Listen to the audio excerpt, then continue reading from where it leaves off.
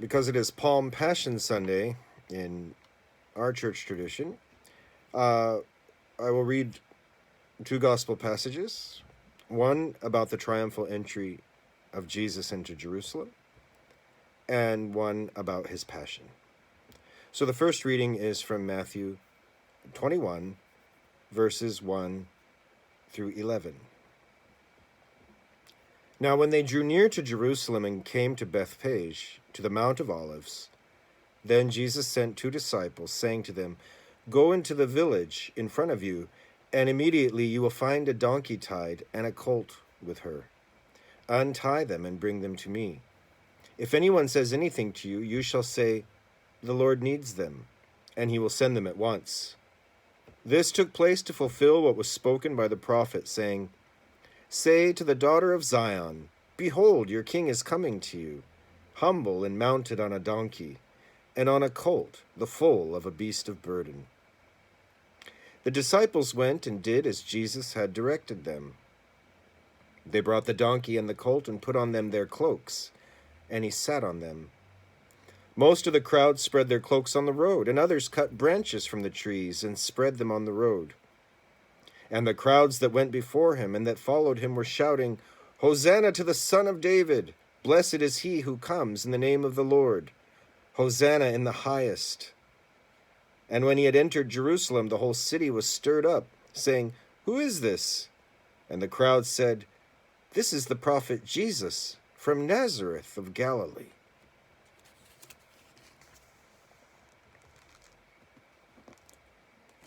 The second reading is from Matthew 26, starting in verse 36, and it will continue on into chapter 27. Then Jesus went with them to a place called Gethsemane, and he said to his disciples, "Sit here while I go over there and pray." And taking with him Peter and the 2 sons of Zebedee, he began to be sorrowful and troubled.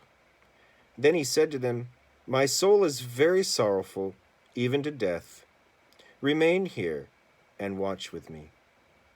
And going a little farther, he fell on his face and prayed, saying, "My Father, if it be possible, let this cup pass from me. Nevertheless, not as I will, but as you will." And he came to the disciples and found them sleeping. And he said to Peter, "So could you not watch with me 1 hour? Watch and pray that you may not enter into temptation. The spirit indeed is willing, but the flesh is weak." Again, for the second time, he went away and prayed, "My Father, if this cannot pass unless I drink it, your will be done." And again he came and found them sleeping, for their eyes were heavy. So leaving them again, he went away and prayed for the 3rd time, saying the same words again. Then he came to the disciples and said to them, "Sleep and take your rest later on. See, the hour is at hand, and the Son of Man is betrayed into the hands of sinners. Rise, let us be going. See, my betrayer is at hand." While he was still speaking, Judas came, one of the 12, and with him a great crowd with swords and clubs from the chief priests and the elders of the people. Now the betrayer had given them a sign, saying, "The one I will kiss is the man. Seize him." And he came up to Jesus at once and said, "Greetings, Rabbi." And he kissed him. Jesus said to him, "Friend, do what you came to do." Then they came up and laid hands on Jesus and seized him. And behold, one of those who were with Jesus stretched out his hand and drew his sword and struck the servant of the high priest and cut off his ear. Then Jesus said to him, "Put your sword back into its place, for all who take the sword will perish by the sword. Do you think that I cannot appeal to my Father, and he will at once send me more than 12 legions of angels? But how then should the scriptures be fulfilled, that it must be so?" At that hour Jesus said to the crowds, "Have you come out us against a robber with swords and clubs to capture me? Day after day I sat in the temple, teaching, and you did not seize me. But all this has taken place that the scriptures of the prophets might be fulfilled." Then all the disciples left him and fled. Then those who had seized Jesus led him to Caiaphas the high priest, where the scribes and elders had gathered. And Peter was following him at a distance, as far as the courtyard of the high priest. And going inside, he sat with the guards to see the end. Now the chief priests and the whole council were seeking false testimony against Jesus, that they might put him to death. But they found none, though many false witnesses came forward. At last two came forward and said, "This man said, 'I am able to destroy the temple of God and to rebuild it in 3 days.'" And the high priest stood up and said, "Have you no answer to make? What is it that these men testify against you?" But Jesus remained silent. And the high priest said to him, "I adjure you by the living God, tell us if you are the Christ, the Son of God." Jesus said to him, "You have said so. But I tell you, from now on you will see the Son of Man seated at the right hand of the power and coming on the clouds of heaven." Then the high priest tore his robes and said, "He has uttered blasphemy. What further witnesses do we need? You have now heard his blasphemy. What is your judgment?" They answered, "He deserves death." Then they spit in his face and struck him. And some slapped him, saying, "Prophesy to us, you Christ. Who is it that struck you?" Now Peter was sitting outside in the courtyard, and a servant girl came up to him and said, "You also were with Jesus the Galilean." But he denied it before them all, saying, "I do not know what you mean." And when he went out to the entrance, another servant girl saw him, and she said to the bystanders, "This man was with Jesus of Nazareth." And again he denied it with an oath, "I do not know the man." After a little while the bystanders came up and said to Peter, "Certainly you too are one of them, for your accent betrays you."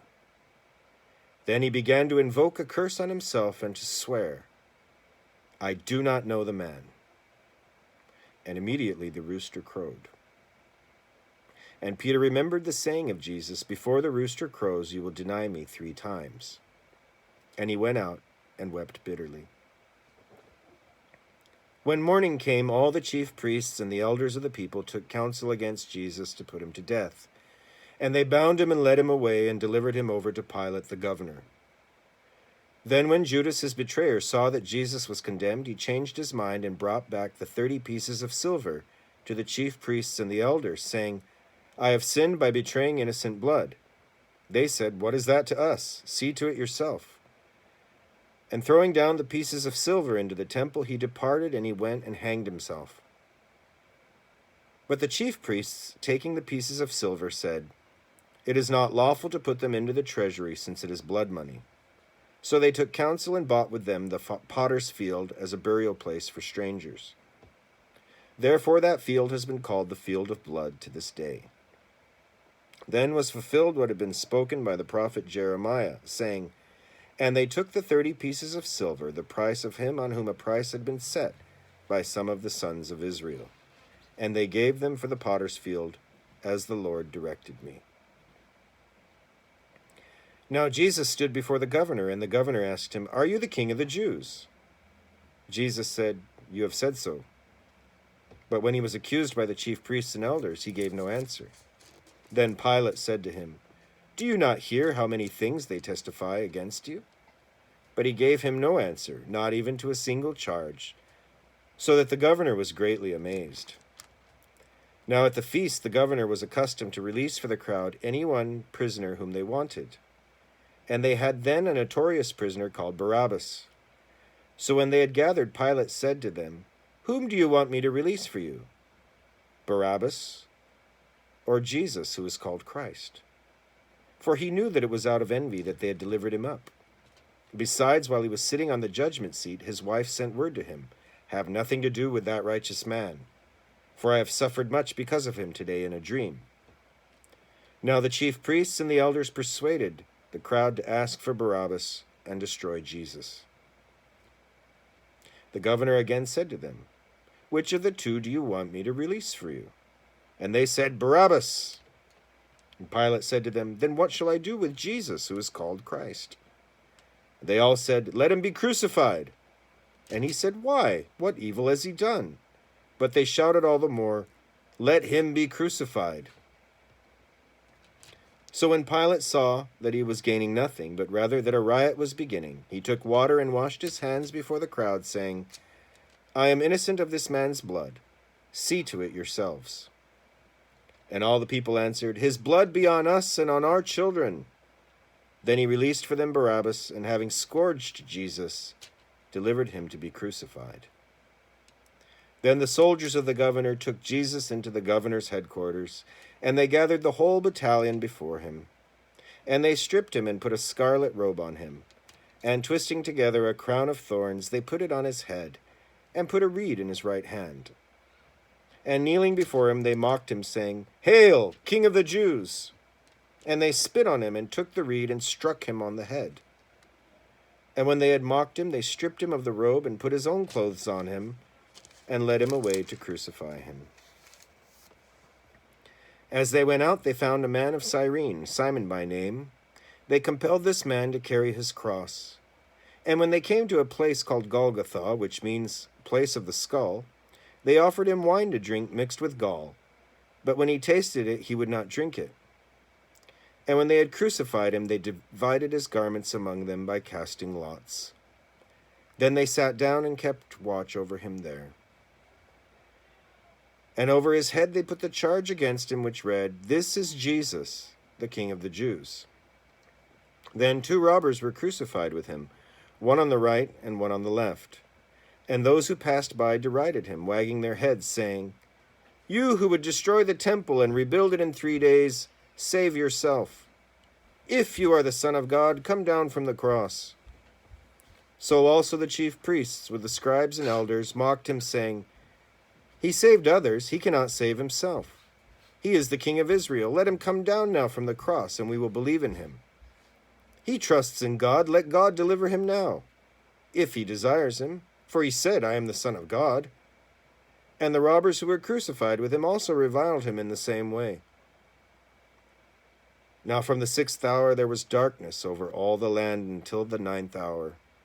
And about the 9th hour Jesus cried out with a loud voice, saying, "Eli, Eli, lema sabachthani," that is, my God, why have you forsaken me?" And some of the bystanders hearing it said, "This man is calling Elijah." And one of them at once ran and took a sponge, filled it with sour wine, and put it on a reed, and gave it to him to drink. But the others said, "Wait, let us see whether Elijah will come down to save him." And Jesus cried out again with a loud voice, and yielded up his spirit. And behold, the curtain of the temple was torn in two, from top to bottom, and the earth shook, and the rocks were split. The tombs also were opened, and many bodies of the saints who had fallen asleep were raised. And coming out of the tombs after his resurrection, they went into the holy city and appeared to many. When the centurion and those who were with him, keeping watch over Jesus, saw the earthquake and what took place, they were filled with awe and said, "Truly this was the Son of God."